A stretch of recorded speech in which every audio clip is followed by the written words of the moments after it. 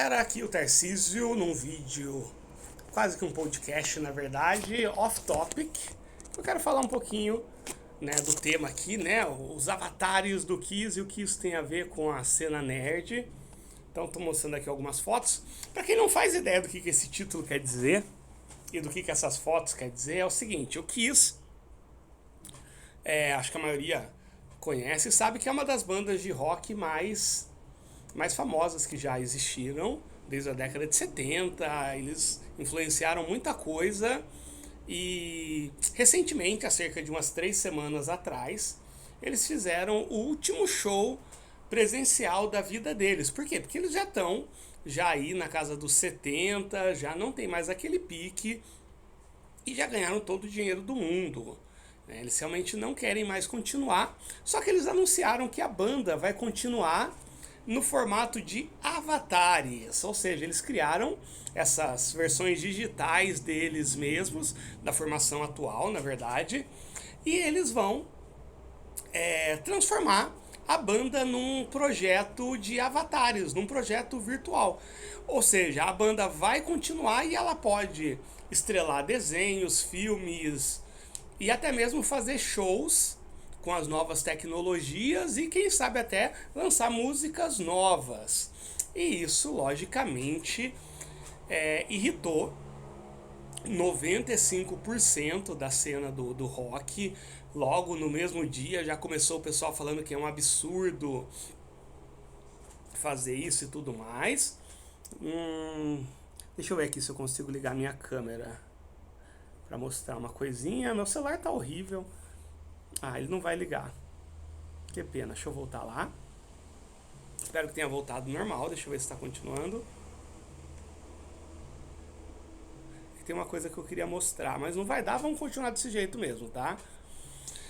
E de maneira geral, né, os argumentos são: isso é um absurdo, né, isso é a antítese do rock, isso não se faz, isso é só um caça-níquel. Então, eu penso diferente, eu achei muito legal essa proposta, e eu não só acho que ela é interessante, como eu acho que ela mostra um caminho que vai ser uma coisa inevitável dentro da cultura nerd, não só dentro da música, do rock, quanto de outras coisas também. Então, olha só, dê uma olhada nessa lista aqui, ó. Aliás, deixa eu botar mais uma. O que são esses 22 nomes? Esses 10, mas esses aqui, esses poucos nomes aqui, né? Acho que dá 20, alguma coisa assim, né? São os nomes por ordem de fama da década de 60. E o que a gente percebe? A gente percebe que tem vários nomes que a gente reconhece imediatamente: The Beatles, Rolling Stones, Elvis Presley, Jimi Hendrix. Aí você tem o Led Zeppelin.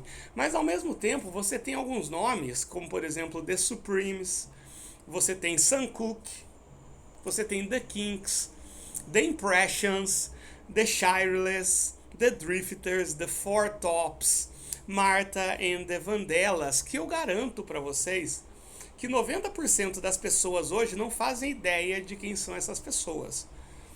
E isso porque essa é uma lista que eu peguei daquelas que foram consideradas as 100 bandas mais famosas da década de 60 por ordem de fama naquela década. E então, gente, olha só. Várias bandas que eram unanimidade, sucesso absoluto, lotavam estádios naquela época, como por exemplo The Kinks ou The Four Tops, simplesmente pouquíssimas pessoas hoje em dia conhecem. Fizeram uma pesquisa recentemente, de alguns anos atrás, uns 3 ou 4 anos atrás, e essa pesquisa mostrou que a cada 3 crianças da Inglaterra, uma não faz a menor ideia de quem foram os Beatles ou de quem são os Beatles. Ou seja, a banda mais famosa do mundo no seu próprio país, ela já está sofrendo um apagamento do tempo. Não importa o quão. São pouquíssimos aqueles que criam cultura pop, cultura de massa na música, da literatura, que realmente sobrevivem ao tempo. São os melhores? Não dá para saber, né? a sobrevivência no tempo, ela não necessariamente está atrelada à qualidade. Por exemplo, a gente tem aí Monteiro Lobato aqui no Brasil sendo citado até hoje, sendo que existem 1 zilhão de escritores melhores que Monteiro Lobato e menos complicados que o Monteiro Lobato, complicado no sentido de escrever muita porcaria e muita coisa errada, né? Eu queria ligar a câmera porque eu tô aqui com 3 livros que eu queria mostrar, que é uma biografia do Kurt Cobain, uma biografia enorme do Beatles, escrito pelo Bob Spitz. Essa do Kurt Cobain é um livro que chama Construção do Mito, e eu tô com a biografia do Ozzy, escrita por ele mesmo, que se chama Eu Sou Ozzy. E o que tem essas 3 biografias em comum?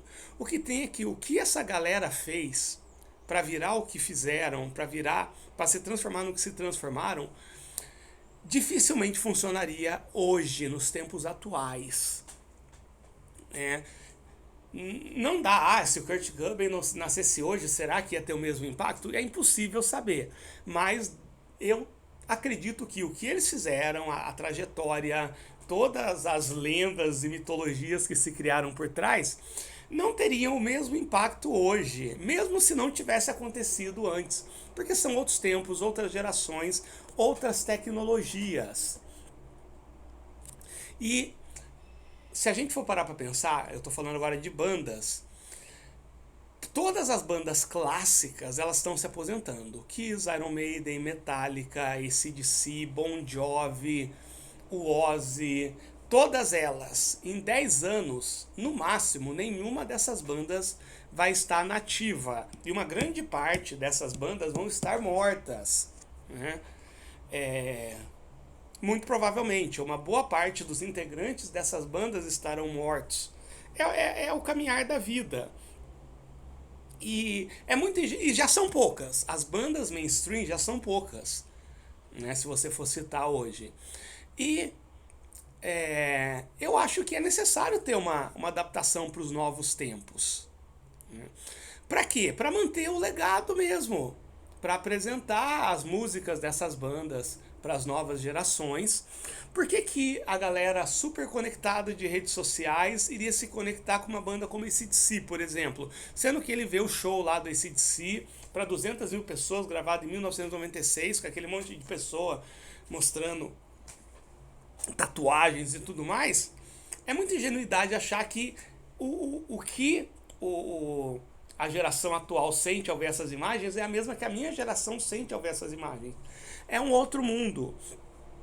Música boa sempre vai ser música boa, mas a gente tem que achar meios de mostrar a música boa de uma forma que faça sentido para as gerações recentes.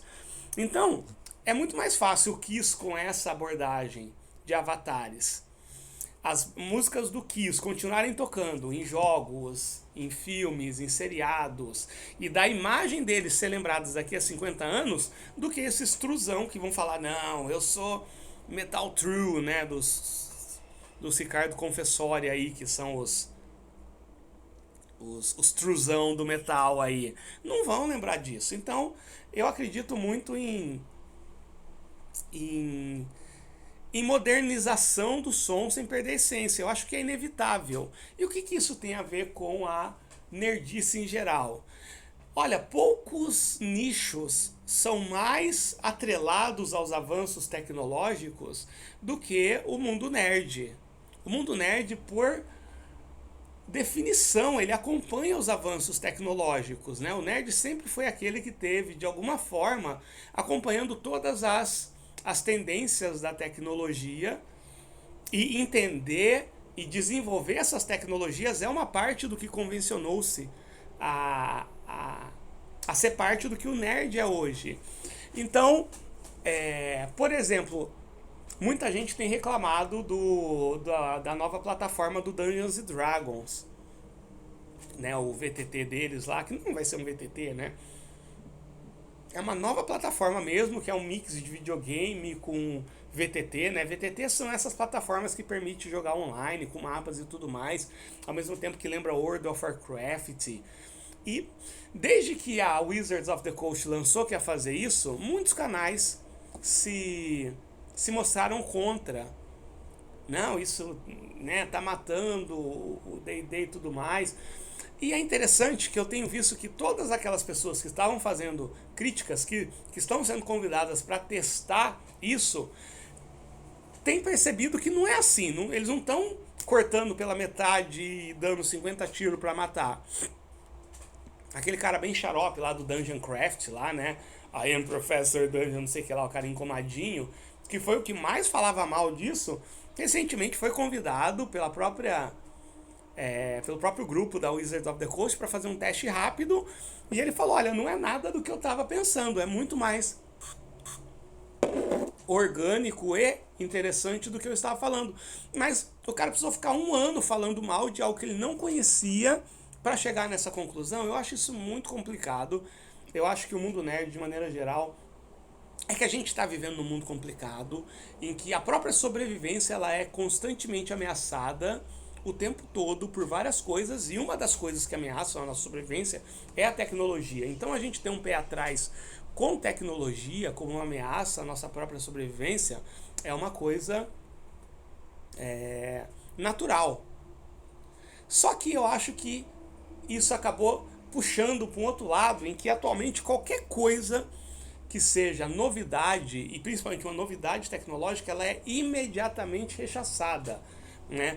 Por cima tem vários argumentos, por trás tem essa quase tecnofobia que eu diria. E na verdade precisa ter uma análise crítica para os dois lados, de saber reconhecer quando essa tecnologia ela está ameaçando certas coisas que existem e que devem continuar existindo, e quando a tecnologia ela vai possibilitar que as coisas que existem hoje continuem se perpetuando em um mundo onde essas tecnologias vão ser corriqueiras.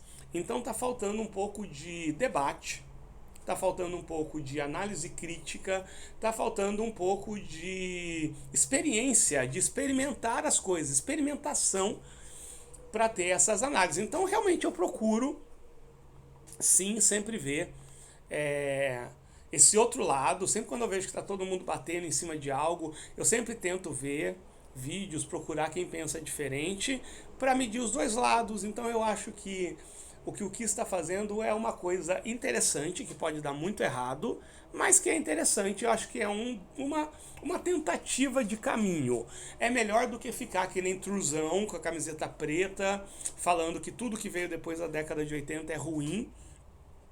É muito melhor do que ficar todo engomadinho num canal de RPG falando que estão matando o D&D e depois fazer um teste de 15 minutos e mudar totalmente de ideia.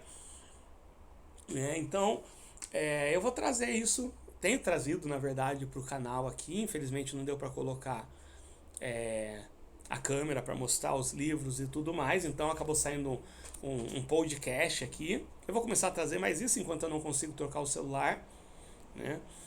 E é isso que temos para hoje. Então,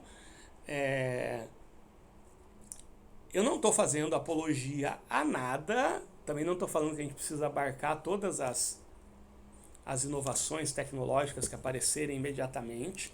Eu só estou falando que precisa ter mais análise crítica, precisa ter mais experimentação e precisa ter mais o entendimento de que as coisas que moldaram a cultura nerd para chegar onde a gente está, não necessariamente elas continuam funcionando. A prova disso tá aí o Kiss com o rock. O rock na década de 80, 70, aliás, no final da década de 60, 70 e 80, foi um estilo totalmente mainstream. Então a gente tinha os rockstars, estádios cheios, e hoje em dia só meia dúzia de banda ainda tá no mainstream. Essas bandas estão ficando extremamente velhas, elas vão parar. Não teve uma geração de substituição no mainstream. O underground do rock, ele é maravilhoso, mas nenhum deles tá no patamar que o Iron Maiden, o Metallica chegou, o Kiss e todos mais. Talvez uma ou outra consiga encher estádios menores, como o Ghost, como o Måneskin, mas nem se compara, não é 10% do que essa geração dos rockstars chegaram. E fora também essas duas, três também, que vão conseguir lotar estádios menores, o resto é só underground mesmo, é bandas excelentes que têm dificuldade de encher uma casa de show num sábado à noite. Então, Eu não acho nem um pouco de loucura o que o Kiss fez, eu acho que é uma tentativa de perpetuar. No caso do Kiss para ganhar dinheiro, sim, mas talvez seja o caminho para muita banda pequena conseguir espaço e conseguir mostrar músicas de qualidade para um povo que está acostumado a essas novas tecnologias. É isso aí, galera. Acabou esse podcast. A gente se vê.